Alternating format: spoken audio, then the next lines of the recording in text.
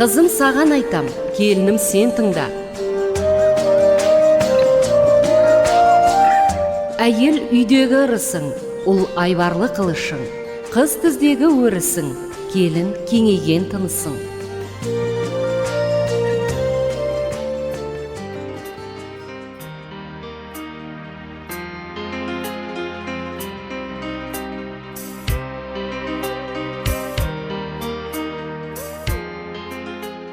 Қайырлы күн, қадірменді радио тыңдаушылар, әуе толқынында Гүлнар Ешбайқызы дайындаған «Қызым саған айтам» хабары. Біздің бүгінгі хабарымыз Оңтүстік Қазақстан облысы Шардара қаласында тұратын көп балалы ана Жарылқасын Ізбайқызының үлгі өнегесіне арналады. Сұхбатты жүргізген Айнұр Абайқызы.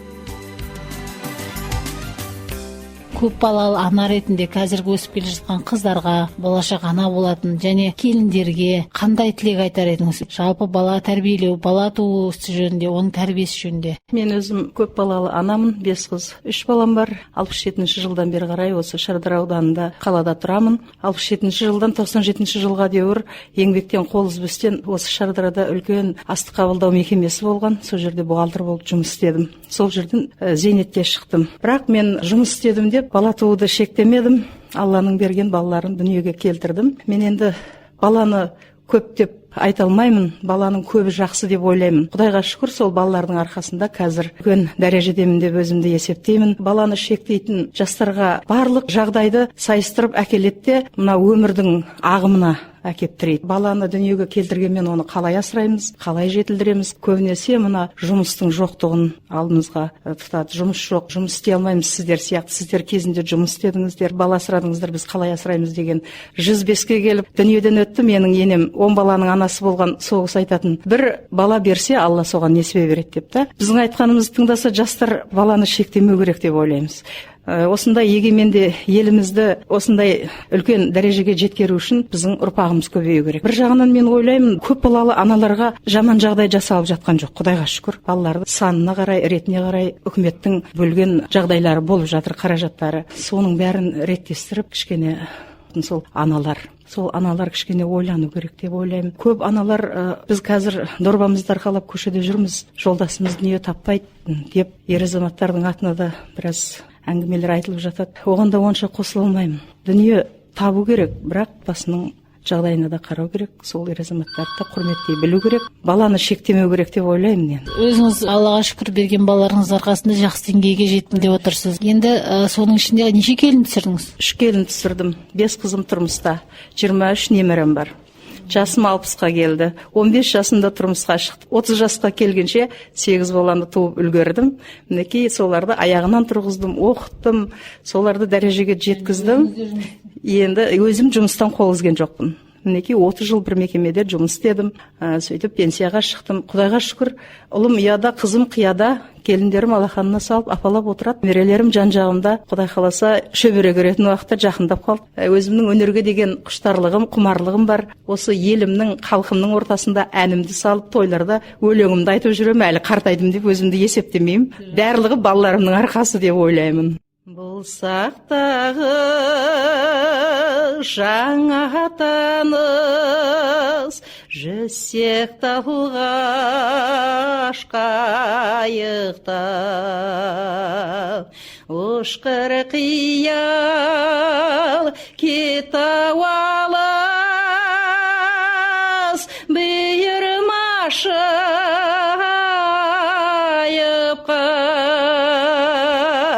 самал болып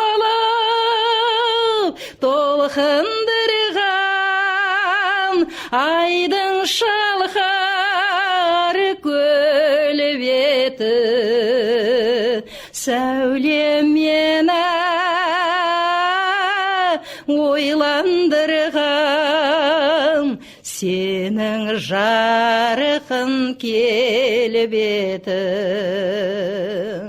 Сәулем мені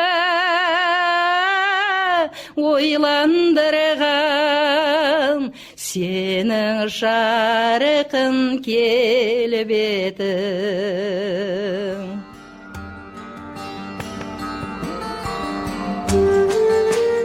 Әйел үйдегі ырысың, ұл айбарлы қылышың. Қыз түздегі өрісің, келін кеңейген тынысың. Қазақта мынандай сөз бар ғой, келін менен ененің арасында, яғни келін қандай болу керек, ене қандай болу. Келіндеріңізбен ара қатынасыңыз қандай? Келініңізді қыздай қарайсыз ба, әлде келінді тәрбиеледіңіз ба? Құдайға шүкір деп айтайын, мен 3 келін алдым. 3 келін тәрбиелеп отырған енемін. Келіндерімді алғанда менің келіндерім студент болып келді, екеуі. Сол келіндерімді оқуын бітіргенше көмектестім. Тапқан балаларын өзім жәрдемдесіп, оқуларын бітіртіп, мінекей бір қызметтің иесі болып жұмыс істеп жатыр. 2 келінім бөлек тұрады, 1 келінім қолымда.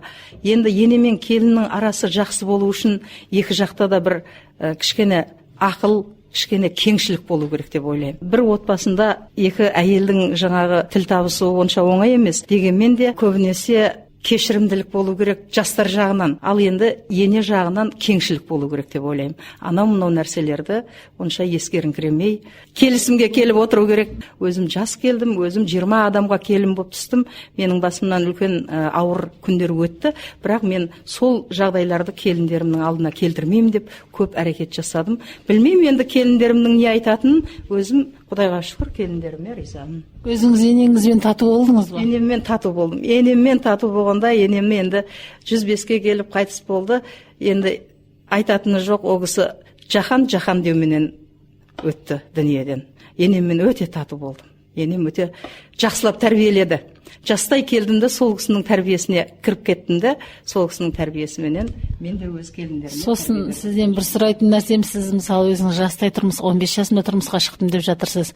Енді барлығымыздың басымызда болып жатқан жағдай, қазіргі қыз балалардың көбісі қызмет істеу, білім жинау, мына қоғам өзімізді қазір білімді адамдарды қажет етіп жатыр. Осыған байланысты білім жинаймын деген сылтаумен көбінесе жүріңкіреп те қалған тұстарымыз бар. Осыған байланысты сіз қандай ақыл айтар едіңіз? Қызға ертерек тұрмысқа шығып, оқудан бөлек бақ өсіру тәрбиесіне айналсын дейсіз бе, әлде олардың кештеу жүріп барып шыққанын құптайсыз ба? Осы туралы өз пікіріңізді айтсаңыз. Мен енді өзім жас тұрмысқа шықтым, мен қиыншылық көп көрдім. Қиыншылық деген ол кезде мынандай өмір жоқ. Мысалы біздің уағымызда газ деген, свет деген, сол себепті де болу керек, біздер қиыншылықты көп көрдік. Қазіргі жастар менің жасымда тұрмысқа шықсын деп айта алмаймын. Қазіргі жастар оқып, білім алып, кішкене өздеріне өздері келіп, оңын соңын танып шыққан дұрыс қой деп ойлаймын. Жас шыққанды қаламаймын. Себебі мен осыны біраз өзім арманғанда кездерім бар. Мен оқығанда мынандай болар ма едім, мен оқығанда анандай болар ма едім деп жастау кезімде. Бірақ қазір арманым жоқ, балаларымның арқасында бәрі жақсарып кетті. Сол себепті өмірден өзінің жолын тауып, өздерінің жаңағы аңсаған мақсаттарына жеткен дұрыс қой деймін. Бірақ тұрмысты да ұмытпау керек, қызметке беріліп, тұрмысқа шығу, өмірге ұрпақ келтіруді ұмытпау керек деп ойлаймын. Өзімнің жасымда бір қызымды ұрлап әкетіп қалды да, кезінде өкіндік, қазір өкінбеймін, Құдайға шүкір, жағдайы жақсы, жаман емес.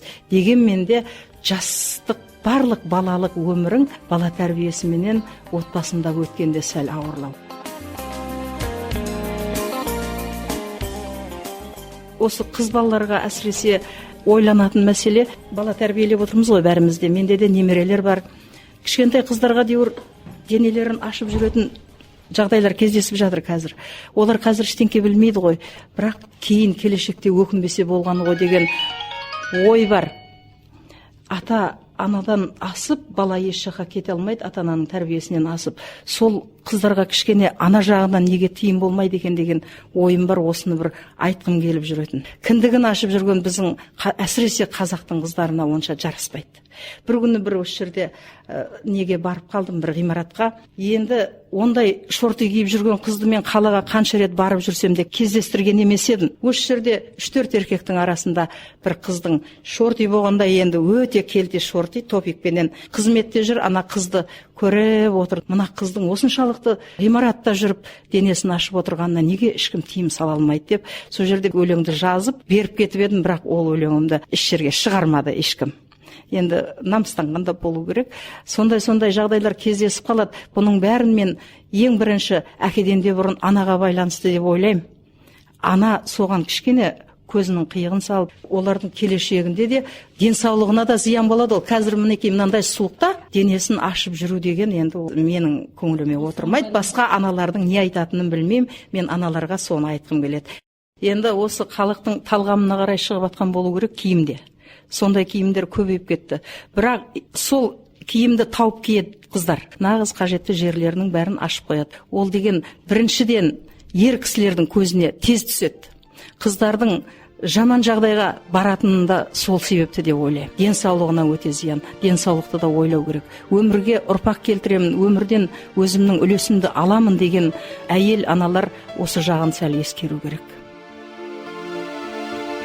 Дүние мен өзіңе таңырқадым, өсірген бір әулеттің сан ұрпағы. Сағыныштан сен ойлап жабырқадым, жүрегіме от берген ару ана. Ақын бар ма анасын жырламаған, патша бар ма анасын тыңдамаған, санмазалап сәбиін іңгәлаған, түне құсын төрт бөлген ару ана. Ару анам сен менің, ару анам, өмір берген біздерге киел анам. Мәңгі шексіз анасың, сүйеді адам, ана алдында өр басын иеді адам. Ару ана бір өзің, киел анам.